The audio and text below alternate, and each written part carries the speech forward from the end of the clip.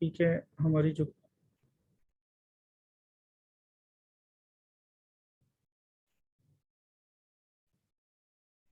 हमने बेटा paper presentation हमने अटेम्प्ट करनी है। ठीक है। आज का जो हमारा ये सेशन होगा पाकिस्तान स्टडीज के हवाले से है।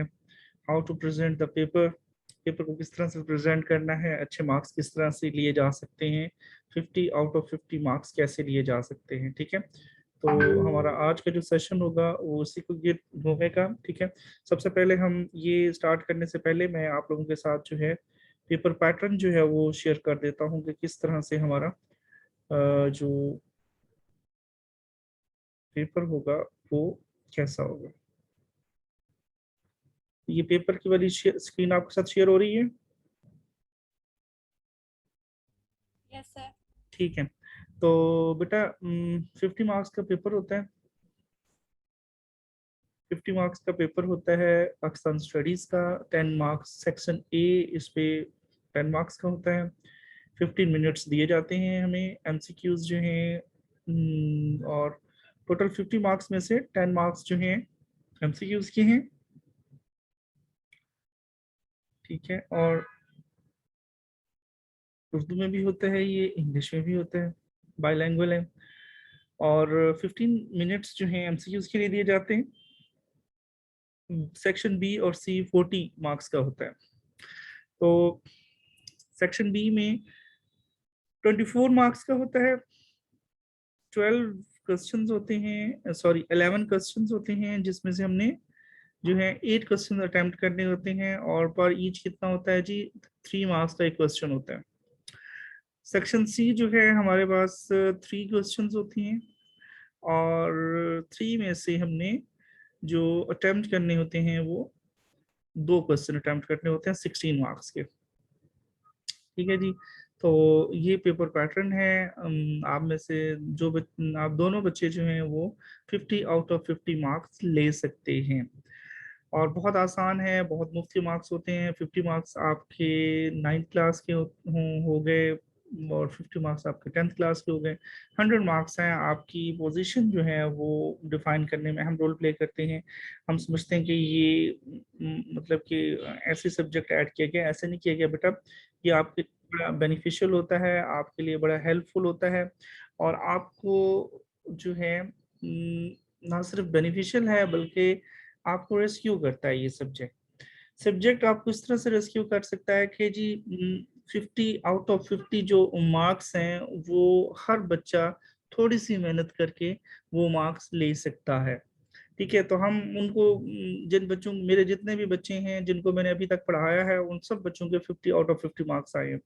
तो 50 आउट ऑफ 50 मार्क्स कैसे आ सकते हैं, ये हम जिस मैथडोलॉजी को हम फॉलो करेंगे वो मेथड हमारे लिए जो है वो बहुत आसान है, इतना कोई मुश्किल नहीं है। तो मैं अभी आपके साथ वो शेयर करने लगा हूँ कि जी किस तरह हम अपने मार्क्स जो हैं 50 आउट ऑफ 50 हम मार्क्स ले सकते हैं। तो स्टूडेंट्स जो जिनके 50 आउट ऑफ 50 मार्क्स नहीं आते हैं वो क्या मिस्टेक्स करते हैं। वो मिस्टेक्स जो हैं सबसे ज़्यादा जो during exam while they are attempting the question paper they usually do these mistakes। ठीक है। तो वो अमूमन यही मिस्टेक्स जो है ना वो करते हैं। नंबर 1 कटिंग करते हैं, नंबर 2 ओवर राइटिंग करते हैं, नंबर 3 रेपिटेशन करते हैं, और नंबर 4 जो है वो ऊन थॉट्स देते हैं। And marks will be detected accordingly. तो मार्क्स तो कटेंगे। तो जब आप पेपर अटेम्प्ट करने बैठते हैं तो पेपर प्रेजेंटेशन जो है ये इंपॉर्टेंट रोल प्ले करता है। पेपर प्रेजेंटेशन, तो हमें पेपर प्रेजेंटेशन पर फोकस करना चाहिए कि how to get good marks. तो ये जो गुड मार्क्स हैं वो किस तरह से आ सकते हैं, वो हम पर डिपेंड करता है कि हम गुड मार्क्स जो हैं वो कैसे ले सकते हैं। तो वो वो हम पर डिपेंड करता है। ठीक है जी। तो उसके लिए हमें जो है उसके लिए हमें मेहनत करनी पड़ेगी, कुछ तरीके को फॉलो करना पड़ेगा। कुछ जो टेक्निक्स हैं वो मैं आपके साथ शेयर करने लगा हूँ कि जी क्या टेक्निक्स हैं जिनके थ्रू मार्क्स जो हैं वो नहीं कटने चाहिए आप लोगों के। तो मेरे जो बच्चे हैं वो 50 आउट ऑफ 50 मार्क्स लेते रहे हैं। जिस मेथड को मैं फॉलो करता हूँ, आप लोगों को भी उसी मेथड के अकॉर्डिंगली जो है लेके मैं चलूंगा। ठीक है, तो सबसे इम्पोर्टेंट जो चीज़ है जो आप लोगों ने अवॉइड करनी है, जिन चीज़ों से आप लोगों ने कोशिश करनी है कि ये मिस्टेक्स आपने नहीं करनी, number 1 cutting, number 2 over writing, number 3 repetition, number 4 own thoughts. बच्चे अमूमन क्या करते हैं कि जब जब आपने कहीं पर भी कटिंग की, आपने कहीं पर भी कटिंग की, इट मीन्स कि आप जो है, जो एग्जामिनर आपका पेपर मार्क कर रहा है, जिससे मार्क करना है, उसको खुद इनवाइट कर रहे हो कि आओ और देखो मैंने किस तरह कटिंग की है। ठीक है, कटिंग नहीं करनी आपने। अगर आपसे इस तरह की मिस्टेक हो जाए, ठीक है, कि आप जो है आप समझते हैं कि जी आपसे वो मिस्टेक हो गई, तो आपने बेटा उस मिस्टेक को, अगर आपसे कटिंग हो गई है तो आपने यूं कट करना है। ठीक है, ऊपर से यूं यूं कट करके आगे लिखना शुरू कर देना, यहाँ पे इस साइड पे यूं। ठीक है, अगर आपसे गलती हो गई, आपने ना ऊपर लिखना है लाइन के, और ना आपने लाइन के नीचे लिखना है। ठीक है, कोशिश ये करनी है, अवॉइड करना है इससे। अगर आप इसी तरह से कटिंग यूं कट कर दोगे तो इग्नोर कर देगा, जो आपकी पेपर मार्क कर रहा है वो भूल के आगे चला जाएगा। ठीक है जी, इट्स ओके फाइन। लेकिन जब अगर एक दफा कट करके आपने फिर यूं ऊपर एक लाइन लगा दी, ठीक है, फिर ऊपर आपने यूं लाइन लगा दी, फिर इसके बाद आपने कोई और लाइन यूं लगा दी, फिर यूं लगा दी, इट मीन्स आपने प्रोमिनेंट कर दिया। आपने मतलब कि खुद आइडेंटिफाई किया, हाईलाइट करके, मार्क करके आपको उसे बता दिया कि देखो जी मैं जो हूं ना,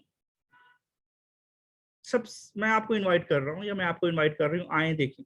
तो बेटा ये जब आप मिस्टेक करोगे तो ऑब्वियसली आप किसको इनवाइट कर रहे हो? अब एग्जामिनर को इनवाइट कर रहे हो, तो एग्जामिनर जो होगा उसने फिर आके आपका पेपर सारा पढ़ना पे। अमूमन जो पेपर उनके पास मार्क करने वाले होते हैं ना, वो इग्नोर करके चले जाते हैं। लेकिन जब आप अगर उनको दोबारा मौका दोगे कि जी आप जब उनको अटेंशन सीख करोगे, तो क्या होगा, फिर आपके मार्क्स कट जाएंगे। ठीक है, वो दोबारा आपका पेपर पड़ेगा। तो शॉर्ट आंसर के 3 मार्क्स होते हैं। तो अगर आपने cutting, over writing, repetition, short answer में ही कटिंग करना शुरू कर दी, वो आपके 0.5 के हिसाब से मार्क्स काटना शुरू कर देगा। ठीक है, तो ओवर राइटिंग नहीं करनी, रिपीट नहीं करनी। मसलन स्टूडेंट्स क्या करते हैं, स्टूडेंट्स ये करते हैं कि जी पेपर लिख रहे होते हैं, और पेपर लिखने के दौरान वो समझते हैं कि जी उनको जो है भूल गई है, कोई कंसेप्ट भूल गया, अब समझ नहीं आ रही, तो एक ही कंसेप्ट को बार बार लिखते जाएंगे। बेटा इससे अवॉइड करना है, नहीं लिखना। अगर आप बार बार एक ही कंसेप्ट दोगे तो वो जो पेपर मार्क कर रहा है वो आपको नेगेटिव इंप्रेशन जाता है, कंप्लीटली नेगेटिव इंप्रेशन जाता है, तो ये फिर आपके लिए बेहतर नहीं होगा। ठीक है, और दूसरे नंबर पे नंबर 4 कि आप ओन थॉट्स देते हैं। मसलन कि इतने जोक्स आप लिख रहे होते हैं, आप समझते हैं कि जो पेपर जिसने सेट किया है वो भी बिल्कुल पागल है, बिल्कुल बेवकूफ, जो चेक करेगा वो बेवकूफ है। तो ये बेटा अवॉइड करना है। आप अपने ख्यालात देना शुरू कर देते हैं, अपनी दास्तानें बताना शुरू कर देते हैं, इररेलेवेंट चीजें, जो अननेसेसरी चीजें जब लिखेंगे तो ऑब्वियसली कि वो जो पेपर मार्क करने वाला है वो तो फिर आपसे मार्क्स काटेगा। कि इस तरह से तो आपके मार्क्स कट जाएंगे। तो बेटा इससे प्लीज आपने अवॉइड करना है, इस मिस्टेक से। तो 4 मिस्टेक्स, मेजर मिस्टेक्स हैं: cutting, over writing, repetition and own thoughts. If you commit any mistake of them, then obviously marks will be detected accordingly. ठीक है जी, तो आपके मार्क्स कट जाएंगे, तो आपने इससे अवॉइड करना है।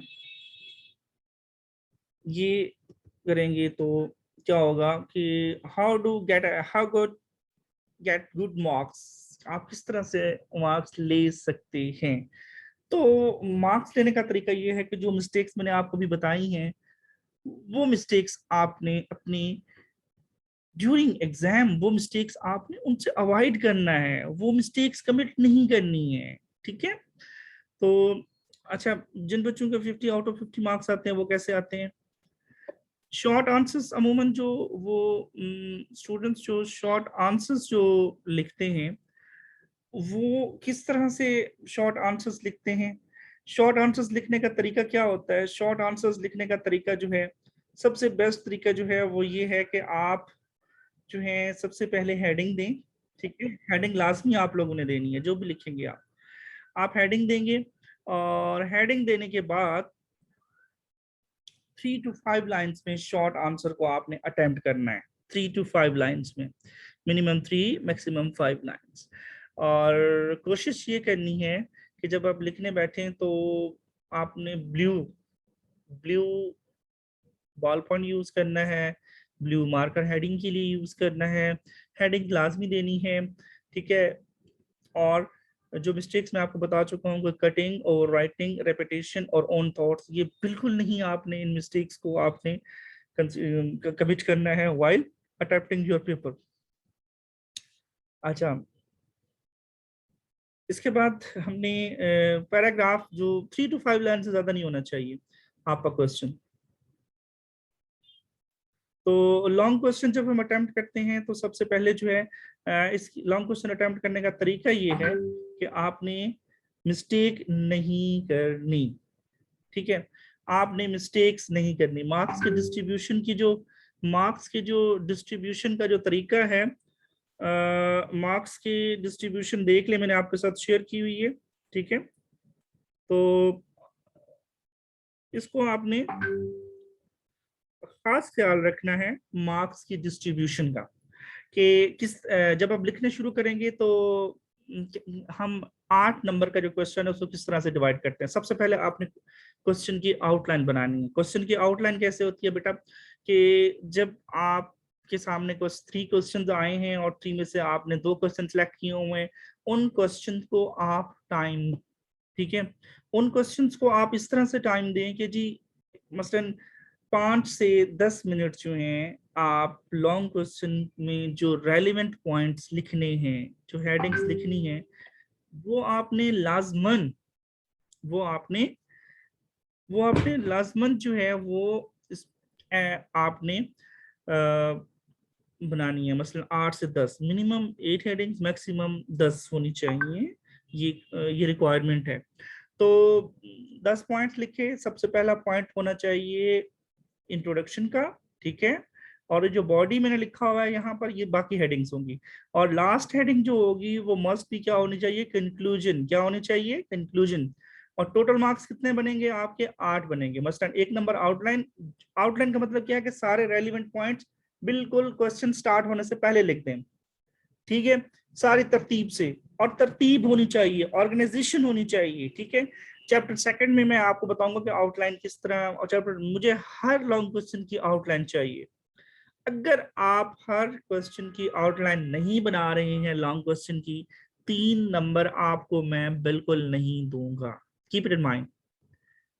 मैंने 3 मार्क्स डिडक्ट कर लेने हैं, सिर्फ आपको 5 मार्क्स देने, क्योंकि आप तो सिर्फ काम करके हो ना, 5 मार्क्स का पेपर आपने अटेम्प्ट किया है, तो मैंने आपको देने ही 5 मार्क्स है। सो जो फेडरल बोर्ड की रिकमेंडेशन होती है वो ये होती है कि बच्चे ने क्वेश्चन पेपर लॉन्ग क्वेश्चन जब अटेम्प्ट किया है तो वो किस तरह से अटेम्प्ट किया है। नंबर 1, आउटलाइन होनी चाहिए, सारी रेलिवेंट पॉइंट्स पहले लिख लें, सोच लें जो रेलिवेंट पॉइंट है। नंबर 2, आउटलाइन में की रिक्वायरमेंट क्या है, इंट्रोडक्शन, बॉडी, कंक्लूजन। तो इंट्रोडक्शन जो होता है फर्स्ट पैराग्राफ होता है। बॉडी जो होती है वो जो आप स्टोरी बताने जा रहे हो तरतीब से, पहले क्या हुआ, फिर क्या हुआ, लास्ट में क्या हुआ और एंड में क्या हुआ। और कंक्लूजन क्या होगा, कंक्लूजन सबसे लास्ट जो कंक्लूजन होगा, वो सबसे इंपॉर्टेंट जो चीज यहाँ पे हम अभी डिस्कस करने जा रहे हैं वो ये है कि जो पॉइंट्स आपने ऊपर डिबेट की है उसकी समरी आपने लिखनी है।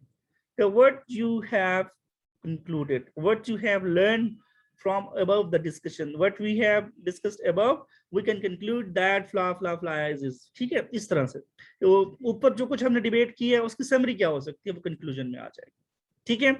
तो ये तो हमारा क्वेश्चन जो है लॉन्ग क्वेश्चन अटेम्प्ट करने का तरीका है। अगर आप इस मेथड को फॉलो नहीं करेंगे बेटा, मैंने आप लोगों को मार्क्स नहीं देने हैं।